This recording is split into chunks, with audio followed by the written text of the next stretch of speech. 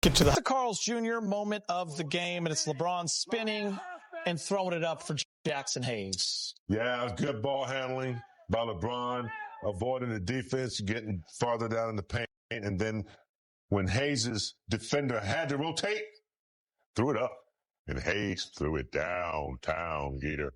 Carl's Cam, moment of the game. Luka Doncic at the podium.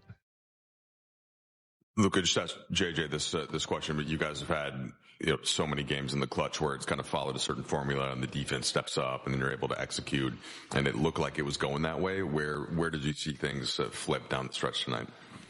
I think we missed a couple good shots, down the stretch. Then I fouled. I had 6 fouls, first time in a long time. So that's on me. Can't foul on the 3-pointer. Yeah. What did you feel like? It looked like your motions threw up. Did you feel like that Kevin Porter Jr. created some of the contact? Did you get too close? What did you see on that play? Yeah, I don't think he shoots like that. But the referee said it was a foul, so I guess it's a foul. You guys fell down 12 early. Were able to make a push in the second half. Came down to a few plays. Other than you said missed some shots that you guys think you can make. Did you see something like once you guys got the lead that you look back at like that was a kind of inflection point in the game had we executed there? Probably I could execute better for sure. See my shot didn't go well today. Could have given better shots. So for sure I could execute it better than that. Luka, you started the game. I think you hit your first 2 threes, couple assists, and then when you got in the paint a couple times, it looked like you thought you were fouled and didn't get those calls. Did you feel like that affected you? And if so, like, how did that affect you kind of as the game went on? No, it didn't affect me. I think I missed the shots I usually make, those little floaters in the paint. Work on that a lot. Just today, it was a terrible day for me. Luka, Hayes finished the game tonight and looked like he kind of helped surge that fourth quarter comeback. Who, sorry? Jackson Hayes. Oh, yeah. What have you liked pairing with him there down the stretch? I love playing with him, down the stretch, whenever, I think we have a great chemistry, obviously that pick and roll, but like I said, last 2 or 3 games ago, he's improved so much in everything, so really glad that he's on the team. Rob, let's talk a little Giannis and the Bucks. Giannis with those 2 huge plays down the stretch defensively, the block and then the steal. Listen, they're 17-21. We talked about this in the pregame show. They had lost 7 games in a row earlier in the year. Giannis missed 8 games with the injury. But when you watch that team, there's still talent on that floor. And I agree with you when you said that the window's pretty much closed in terms of like being the best team in the East. But with a guy like Giannis on the team, you're always in it. Well, when you got Giannis, you're always in it for 2 reasons. He plays hard, and he's really, really good. Mm-hmm. And when you got that combination, there's a lot of things that happen. And you think about the way he's able to put it on the floor, the way he's able to get to the basket, and more importantly, the way he's able to play defense. That's one of the things that sometimes get lost in this game. Guys who are, quote-unquote, which I hate this term, two-way players. This guy can do it on both ends of the floor. You think about this. He took it upon himself down the stretch. He says, you know what? I want LeBron James because he was the hot guy. How many superstars, and let's get it, he is a superstar, take that upon them? They said, I want the best player on the offensive end. I want to guard him to try to shut him down. And so you really get to give credit to Giannis on how he handled this at the end of the game. He took over this game. Yeah, he was guarding the gate defensively, and he's super talented with his length.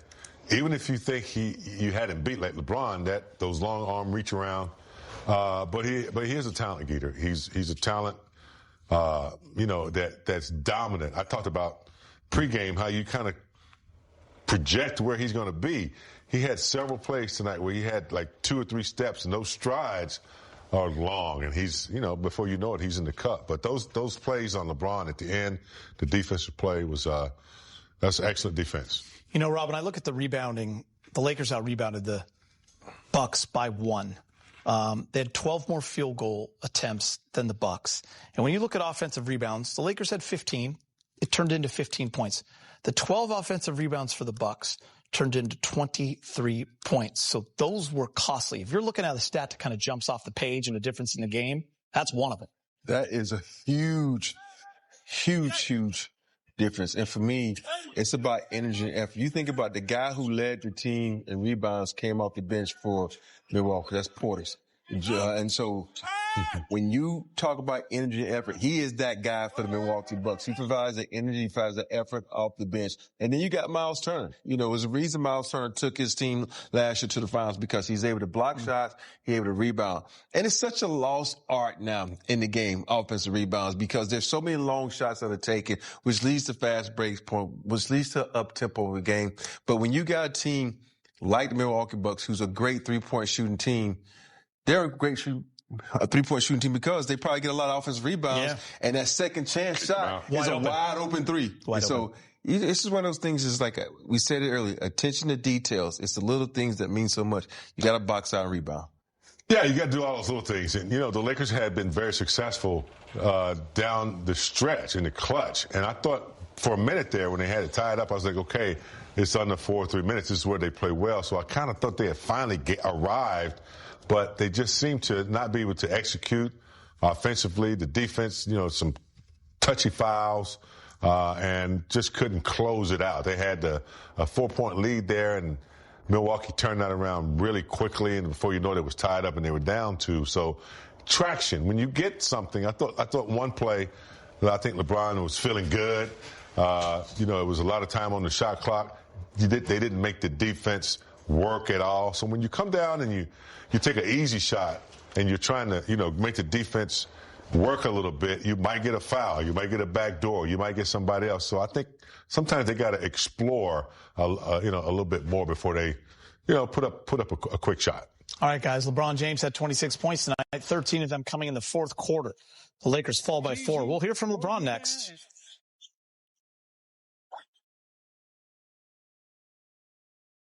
LeBron James with Allie Clifton. Frank, can you just walk us through that final offensive possession for you? For me? I turned the ball over. You can definitely not that point in time. So Giannis he made a great play by, you know, getting his arms, tipping it from behind, but can't turn the ball over, obviously. Obviously, you guys have been perfect in clutch situations until tonight. What just kind of felt different down the stretch?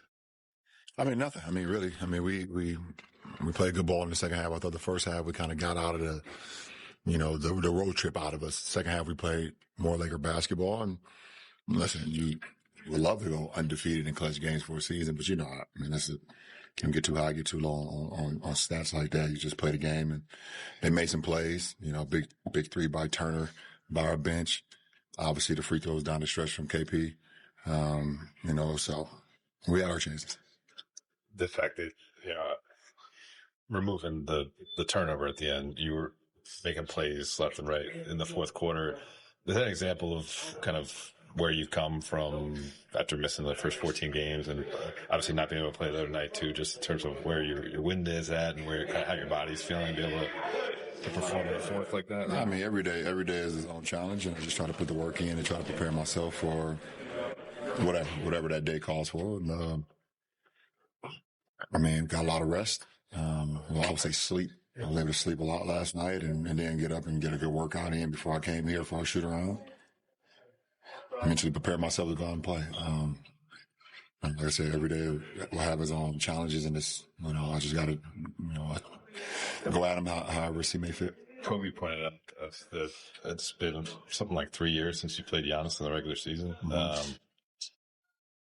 How do you look forward to that matchup against a guy who's 10 years younger than you? I mean, it's always, at this point in my career, it's always great to go against some of the greats. If it's Giannis, if it's, you know, Steph, KD, James, Russ, you know, guys that I've been, you know, either, you know, able to go against for a long time or play with, you know, but having those matchups is something that, you know, I think it's just year 13 for Giannis. Is obviously, you know, a year is on me. And like I said, Russ, KD, James Harden, Kawhi, Steph, all of us who came in this thing, you know, a minute ago. So it's always an honor and a pleasure to go against some of the greats. LeBron, what you said that the first half you kind of had to shake the road trip off a little bit. What ways did you feel like it was kind of holding you guys back? Like, where did the lack of rhythm maybe come? I just don't think we was we didn't get to a lot of our sets with the precision that we've been playing with. So a lot of our shots were short also in the first half. A lot of our defensive miscues was kind of like, it's more, reaction. We was reacting to a lot of the things that they were doing, which allowed them to go up 9, I think, at halftime. So I think we was able to kind of be a little bit more proactive in the second half with everything offensively and defensively. I think you and Luka were doing some shot free throws for you guys today, and there wasn't a whole lot of them. Do you think frustration with the officiating played any role in kind of the rhythm of the game from your group? I don't know. I mean,